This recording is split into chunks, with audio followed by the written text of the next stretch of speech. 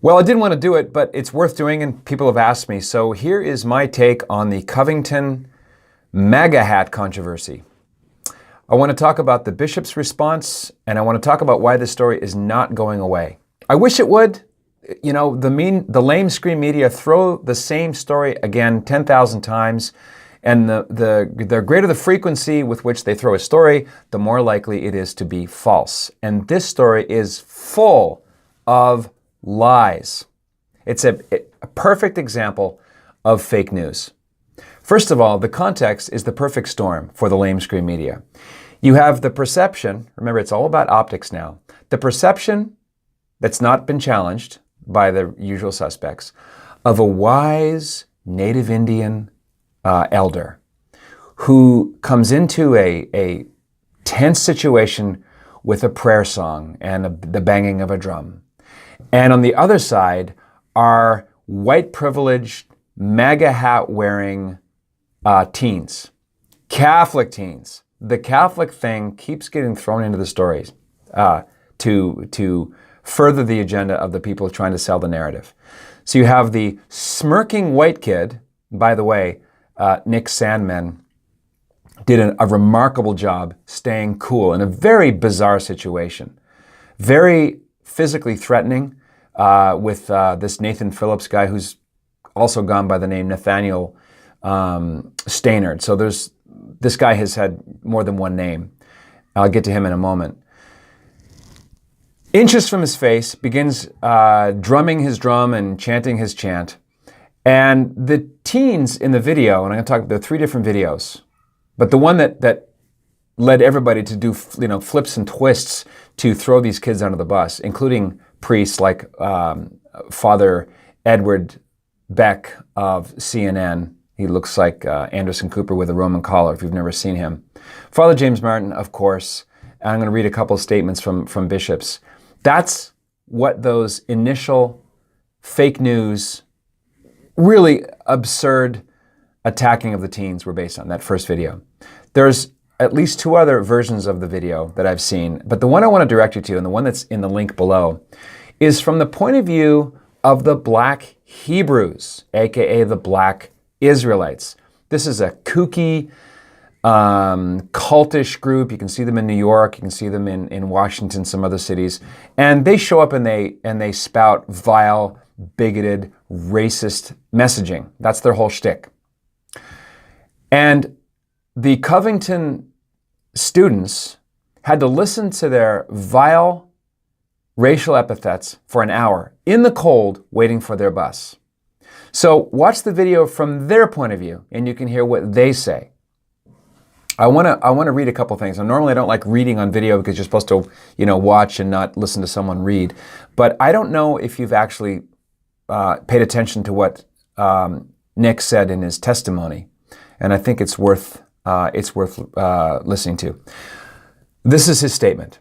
This is the one who is nose to nose, grinning nervously. If you want to say a smirk, I think you're just confirming your own bias.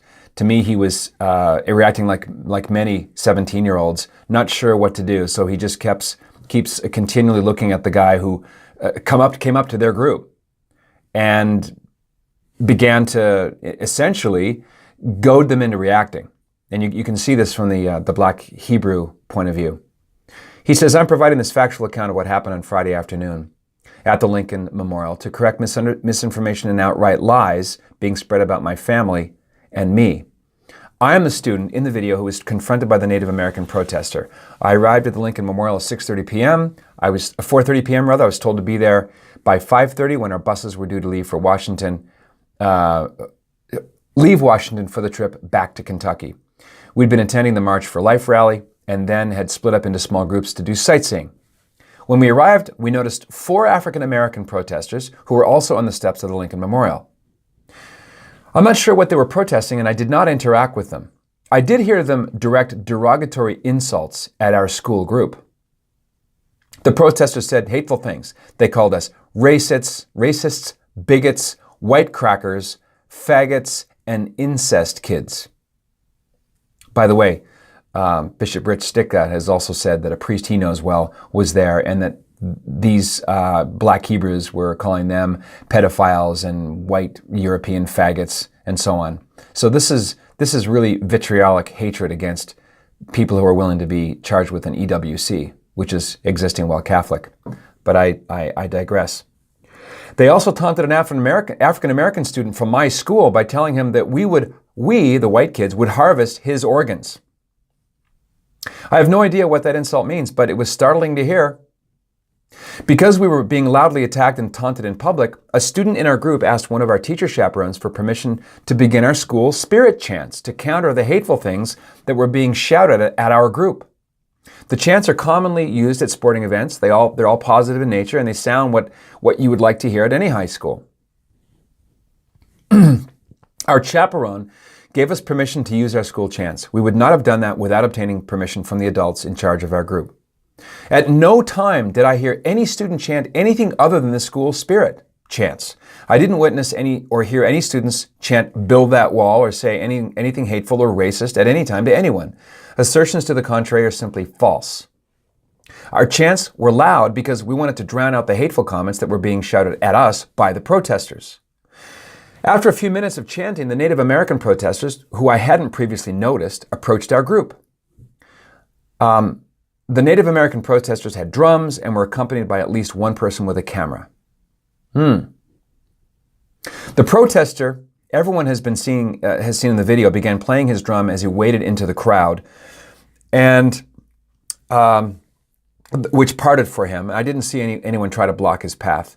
He locked eyes with me and approached me, coming within inches of my face. He played his drum for the entire time he was in my face.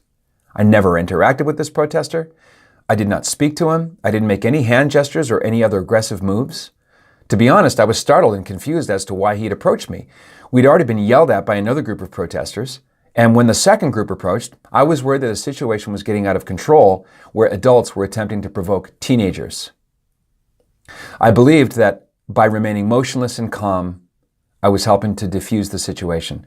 I realized everyone had cameras and said that perhaps a group of adults was trying to provoke a group of teenagers into a larger conflict. I said a silent prayer that the situation would not get out of hand.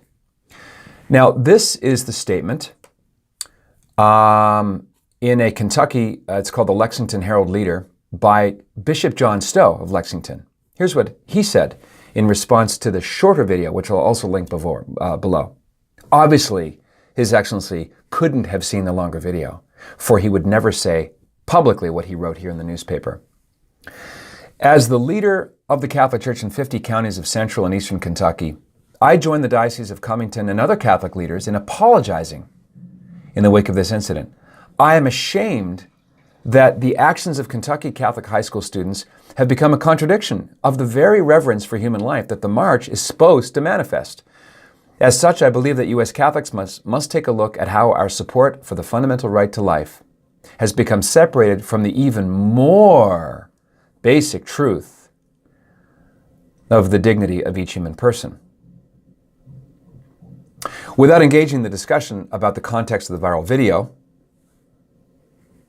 or placing the blame entirely on these adolescents, it astonishes me that any students participating in a pro-life activity on behalf of their school and their Catholic faith could be wearing apparel sporting the slogans of a president who denigrates the lives of immigrants, refugees, and people from countries that he describes with indecent words and haphazardly endangers with life-threatening policies. We cannot uncritically ally ourselves with someone with whom we share the policy goal of ending abortion. I doubt that it's only these students who are not aware that the pro-life movement got its start among peace activists who saw their opposition to abortion as a natural extension of opposition to all forms of violence. He goes on. Here's how he ends. The letter the U.S. bishops wrote in 1979 on racism speaks of the structural kind of racism that has worked itself into the fabric of our nation. It describes the unspeakable sins from the slave trade in which the church was itself complicit, as well as the sins of national policies that deprived Native Americans of their lands and livelihood. The pastoral letter describes racism as a life issue. That perspective needs to become part of our educational curriculum. Students must grapple with this history and ask themselves how they're going to live differently. The pro-life movement, I'm skipping down now, okay? This is the last paragraph. The pro-life movement claims that it wants more than a policy change of making abortion illegal, but aims to make it unthinkable. That would require deep changes in society and policies that would support those who find it difficult to afford children. The association of our young people with racist acts and a politics of hate must also become unthinkable, unquote. What racist acts? What did Nick Sandmann or any of the Covenant Catholic High School students do that warrants anything but our admiration and our support? So that's Bishop John Stow of Lexington. Archbishop Joseph Kurtz, the former president of the USCCB, joined other Catholic leaders in having even less room under the bus for Catholic teenagers of the neighboring Diocese of Covington. That diocese is led by Bishop Roger Foys, who also joined in the chorus of attacking and condemning and shaming members of his own flock. The school joined the chorus. Even some conservatives, Robbie George, Rod Dreher, half the staff at National Review, kind of, establishment conservatives, did the same thing. Now some, Bill Kristol would be another one. Now some backtracked and apologized, and kudos to them. Archbishop Laurie of Baltimore also joined the chorus of shaming, the premature shaming routine, and he apologized, to his credit. I just read that Bishop Foys addressed the school, Covenant Catholic School, without the parents there. The thing is, parents are the primary educators of their children, not priests, bishops, cardinals, deacons, popes. Parents. And I don't know what to tell you except that this is an intolerable situation. Now that the entire media-driven hate narrative, which is completely based on lies, has been thoroughly debunked, it's time to apologize to these heroic, patient, and honestly, at the time, bewildered teens who listened to all manner of invective, hatred, vitriol, threats of violence before Nathan Phillips, formerly Nathaniel Stanard, walked in there. And by the way, he's also lied about his past. He describes himself as having a ranger role during the Vietnam times. He was not in Vietnam. He was not in any kind of ranger role. He went AWOL more than once. He's had troubles with the law. He's basically a professional protester.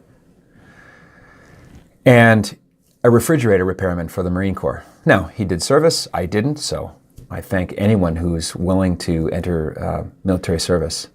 But you have to tell the truth about what that service entailed. And Nathan Phillips has not. Instead, he's called for the kids to be expelled. One Saturday Night Live writer, Miss Beattie, said the following.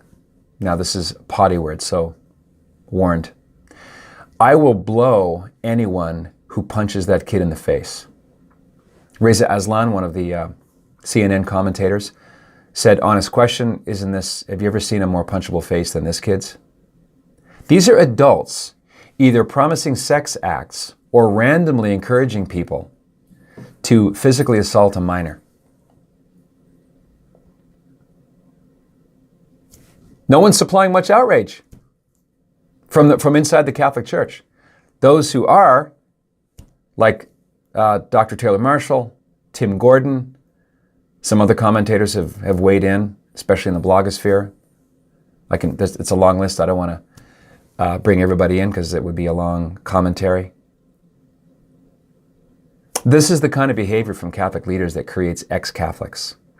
Catholics who are cynical enough about the priestly predator crisis that's been so badly botched and so scandalously voted upon, as we saw in the Baltimore meeting last fall.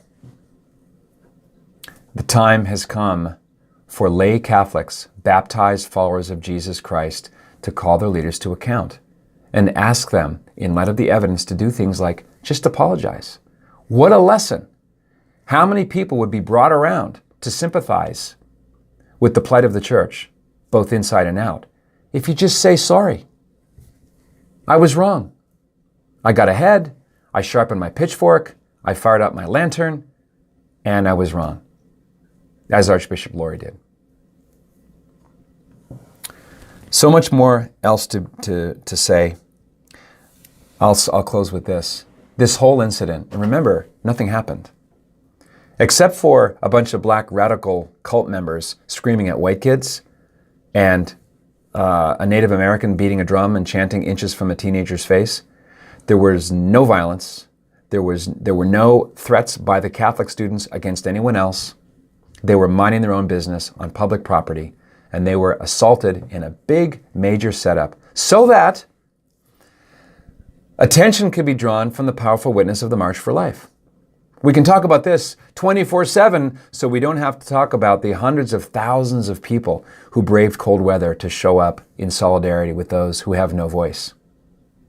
That's what this is, a mega distraction, utilizing elements of white privilege and Native American, all the white guilt over past injustices to natives, and they were injustices. We shouldn't whitewash things that happened in the past and continue any injustices that continue to happen. We have to confront them, we have to admit them, and take responsibility and own it. However, not at the expense of the truth. Ultimately, this event was about MAGA hats. It didn't matter who was wearing the MAGA hats. Once the combination of revered Native elder and white kids with hats that say, "Make America Great Again," that's all the media needed to run. And it doesn't matter how saintly and heroic, how pacifist these teens behaved. And they behaved in a stellar manner that makes me very proud to be a Catholic. That doesn't matter. Nothing's good enough. If those boys were wearing Hopi changey Obama hats, I wouldn't be doing this commentary because there would be no story to report. But Hope Change Obama hats don't show up at the March for Life, by and large, do they? Join CoffinNation.com. We open the doors quarterly. The sweet spot is faith and culture. The podcast is called The Patrick Coffin Show. The website, patrickcoffin.media. I'm also here on YouTube. Hope you subscribe, stick around, leave a comment. In the meantime, be a saint. What else is there?